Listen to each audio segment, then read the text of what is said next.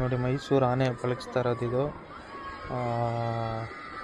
ಮೈಸೂರು ದಸರಾ ಅಂಬಾರಿ ಮೆರವಣಿಗೆ ಇರುತ್ತಲ್ಲ, ಅದಕ್ಕೆ ಮುಂಚೆ ಒಂದು ತಿಂಗಳು ಮುಂಚೆನೇ ಆನೆಗಳನ್ನೆಲ್ಲ ಇಲ್ಲಿ ತೊಗೊಂಬಂದು ಮೈಸೂರಲ್ಲಿ ಅಲ್ಲಿ ಆನೆಗಳನ್ನ ಪಳಗಿಸ್ತಾರೆ. ರೋಡಲ್ಲೂ ಈ ಥರ ಟ್ರಯಲ್ ಮಾಡ್ತಾರೆ ಆನೆಗಳಿಗೆ. ಯಾಕಂದರೆ ಮೆರವಣಿಗೆ ಇರೋ ದಿನ ಆನೆಗಳು ಭಯ ಪಡಬಾರ್ದು, ಜನಗಳ ಮೇಲೆ ಹೋಗ್ಬಾರ್ದು ಅಂತ. ನೋಡಿ ಎಷ್ಟು ಚೆನ್ನಾಗಿ ಹೋಗ್ತಾ ಇದ್ದಾರೆ ಎಲ್ಲ ಜನಗಳು. ನೋಡಿ ಇವಾಗಲೇ ಮೆರವಣಿಗೆಗಿಂತ ಮುಂಚೆನೇ ಎಷ್ಟು ಚೆನ್ನಾಗಿದ್ದಾರೆ ನೋಡಿ. ಫಸ್ಟ್ ಹೋಯ್ತಲ್ಲ ಅದೇ ಅಭಿಮನ್ಯು, ಅದೇ ಚಾಮುಂಡಿ ತಾಯಿದು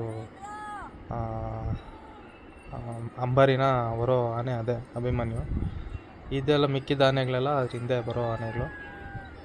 ತುಂಬ ಚೆನ್ನಾಗಿರುತ್ತೆ. ಇನ್ನೂ ಇವತ್ತು ಅಷ್ಟೊಂದು ಚೆನ್ನಾಗಿ ಕಾಣಿಸ್ತಲ್ಲ, ಅವತ್ತು ಮೈಸೂರು ದಸರಾ ಮೆರವಣಿಗೆ ಇರುತ್ತಲ್ಲ ಅವತ್ತು ತುಂಬ ಚೆನ್ನಾಗಿರುತ್ತೆ.